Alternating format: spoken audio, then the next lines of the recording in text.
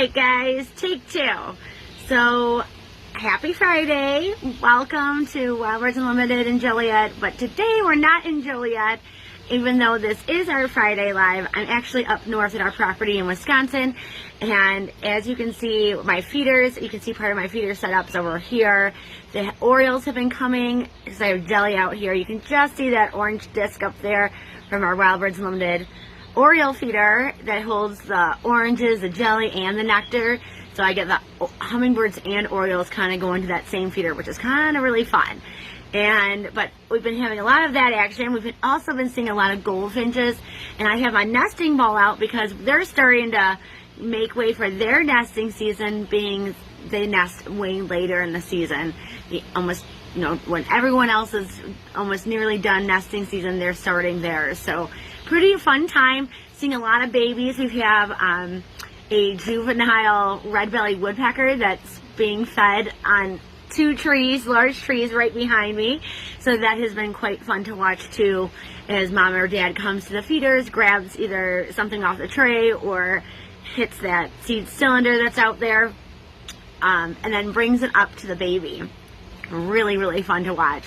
So that has been a lot of excitement over here for the 4th of July weekend, and it's just happening so much right in front of your eyes. And if you're not paying attention, you could totally miss the fun of this summer fun of bird feeding. So really, really excited. Hope your 4th of July was fun. We had a fun time up here.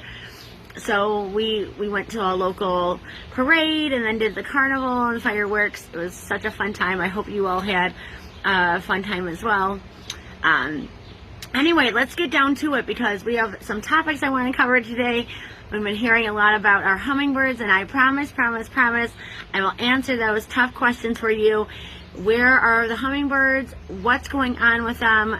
We're going to talk all about that. Sorry I couldn't do this live. I really tried, but the internet connection here was not doing so hot. It looks like we're going to be getting a storm here in a little bit. So let's do this live real nice and quick and start it up. So we do have new products coming in. They're already coming in. They've been started coming in this week already. Because we're not here, I'm not there for Friday Live today. I'm not going to showcase a lot of those, and we'll showcase more of those for next Friday. But during the week, keep an eye out on our Facebook page because you'll be seeing some featured posts about those new products that are coming in. Some of them are garden decor, some of them are new bird baths. There's just a lot of stuff coming in, and it's really exciting. It's like Christmas in July. So stay tuned for more information on that. We do have some events coming up. This happening tomorrow, Saturday, the July 6th, is Backyard Patch Herbs is coming. Be sure you stop in early. They're here from 10 to 1. But at 10, she's doing a mini class on edible flowers and talking about how these edible flowers can also attract birds. So win-win for both of us, right? Feed the birds with the plants that you grow, but also edible and beautiful for consumption on your end. So that's a great one. She'll be here at the store from 10 to 1 tomorrow, and you can of course also just pop in anytime and shop her pop-up shop as well, because she'll have hand blended herbs that she grows organically at her home, and all sorts of other cool things, dip kits and all sorts of things that you could use in the kitchen, and other fun teas and things like that. So be sure to stop in for that. Some other things worth noting is that we still have space in our gardening for the birds, simple approaches to feeding wild birds with Kelsey Shaw. That's the co-owner of Possibility Place Nursery in Moni. If you're familiar with them, Kelsey's an excellent presenter, so I'm really excited to host him. It's going to be at the store Wednesday night, the 17th. If you would like to participate, it's free to come in and listen in to his presentation. All you have to do is call the store to reserve your seat, so I know I have enough seating for everyone. So it's at night, so it's 6 p.m. on a Wednesday. See if you can join. We'd really like to have you and have a good show out for Kelsey Shaw when he comes to present. But the following Saturday coming up, I'm presenting on the 13th, backyard summer bird feeding. So if you want to learn ways you can increase the bird activity in your yard, stop in to hear that. You can also call the store to reserve your seat for that one. On the 20th, we have Flourish Fruit.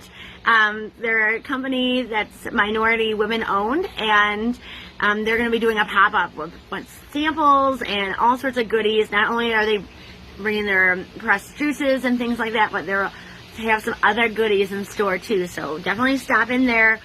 At the end of the month, we have two cool things happening. All right, so the Saturday the 27th, I just booked because Andrew from Good Steward Ecoscapes, he has his plants in. So we're doing a pop-up shop, a native plant pop-up shop on the 27th. If you would like some forbs and shrubs that are native, he'll have a wonderful selection. You can shop through that. I'll have more information soon, okay? Soon it'll be coming. At that same weekend, Sunday, so Sundays we're open noon to 4 if you're not aware. But we're on the 28th, we are having Crosstown Exotics come in. They are going to be doing a reptile, bug, and amphibian meet and greet. So really cool, hands-on on some of it, but a nice way to interact with some of these really cool creatures up close and personal, get to learn more about them. They're a really great educational group. I met them at I can't remember where exactly I met them, but really cool. I know that they were talking to the Chicago Bird Collision Monitors, and one of their volunteers had found a two-headed snake that happened to be still alive. So she had talked to them many years ago, asking about information on this two-headed garter snake, and they couldn't believe it was still alive. And so they were a really cool educational group, really cool people, and I can't wait to have them by the store and for you guys to all experience. Again, that's all of these activities and these presentations are all free for you guys. It's, you know, just come and participate and enjoy, because that's what we love to do. All right. Now that we've done that, let's get to the question that everyone has been asking and that we've been hearing a lot about. And it's a question, ironically, that we get every summer. And that's the question is, where have our hummingbirds gone? So I figured I would take Friday Live as an opportunity to kind of, you know, just give out information on it. And I think a lot of what we're seeing is a natural thing that's happening and is a good thing that's happening. Some of it is not so good and things that we can do to do better. So we'll talk about that right now. Okay, let's get down to it. So let's talk about hummingbirds on a global level. Okay, so hummingbirds this year, I looked at the research, and they're saying that hummingbirds as a species are down 17%. So when we look at that, you know, normally anyone looking at that would say, oh my gosh, 17%, you know, it's down, it's more than 10. I mean, that's a lot. I mean, I agree, that's a lot. But when you look at the big scheme of the picture of bird loss, and hummingbirds are like the second largest species when it comes to birds, like they have the highest number of birds in that species, the second highest. And you look at other species of birds that are also on the decline, 17% is actually really, really good. They're doing pretty good. 17 is still high, right? We wouldn't want any percentage of loss, right? None of us bird lovers want to see any of that.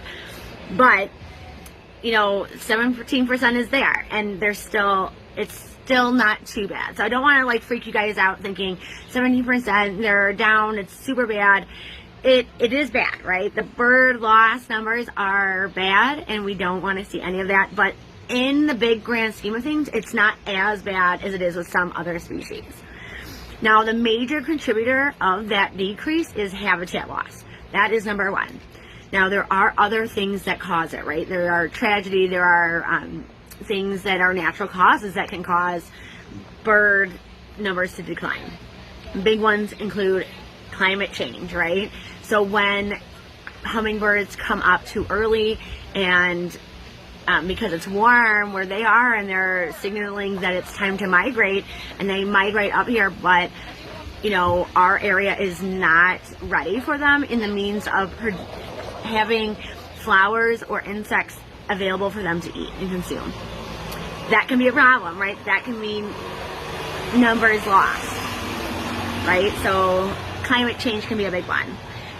Window collisions are another one. So we talked, last year and earlier this year about the big losses that birds have been facing even in Chicago with window collisions and ways that we can help prevent that, right? But hummingbirds are no exception to being hit. A lot of times you're seeing bigger birds or just different birds in general, but hummingbirds are no different than any other species, and they can be affected by window collisions as well. Cats. Predatory cats are one of the big ones that was named on both Cornell and all these other researchers when we talk about hummingbird decline. So not only are these just predatory wild cats, but they are domesticated cats that are allowed outdoors. Birds are affected by these non-native predators that are out in the wild, and sometimes they're not even catching them for food, they're just playing with them. So those are big contributors to the global impact of what's happening with hummingbirds. But so this is what Cornell says, okay? I wanted to put this out there because I think it's pretty important. So hummingbirds, their numbers, like their population numbers, naturally fluctuate throughout the summer and year to year. So there are things that are going to happen, whether it's trials and trivia that they experience during migration, whether it's climate change, whether it's habitat loss. While there's a number of things that could happen, populations can change. So while it's down maybe this year, populations, maybe next year it's up. So there is more to the story than just like, you glance at that 17% and say, oh, they're down. That's what's the cause, okay? So there's many points that can happen. Now let's take a closer look. What's happening with ruby-throat hummingbirds in our area. So in our area, the wildflower crop is actually up. It's up pretty big. It's actually, they rate it from a scale like 1 to 10. It's at an 8. So that's pretty high. That means that it's pretty good. So their natural food abundance is really good right now. So that could be a reason for feeder activity not being so hot right now with hummingbirds. Natural insects are booming. And part of this has to do with that cicada. I call this cicada effect. When the cicadas were out, many other insects are going to do better because a lot of the birds and other predators are actually being more focused on the cicada abundance, the bug buffet, right? I was saying that the cicadas are becoming a bug buffet for our birds. Well, as a result, all these other insects like the moths and caterpillars and different other insects are going to boom and do better because they aren't being predated on as much as the cicadas were. As a result, we have a lot more of these insects that are available for birds and hummingbirds that there weren't, perhaps last year.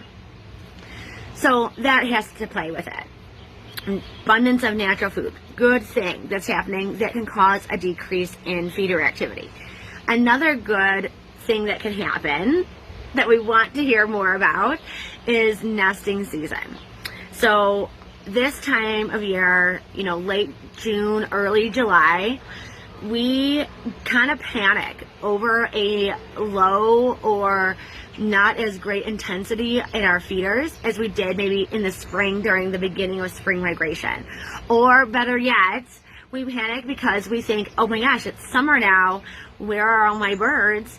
But we are thinking about summer as in late summer, after all the young have fledged, after, or maybe at the start of fall migration, right? So birds are moving, there's a lot more birds out there because birds have left the nest. And we are assuming that time is summer and not thinking that it's summer, but it's end of summer, not in the beginning of July. So right now, a lot of our females are actually busy incubating eggs or rearing chicks. And once those birds have fledged, those young have fledged, there will be a boom. It's just right now we're in this lull of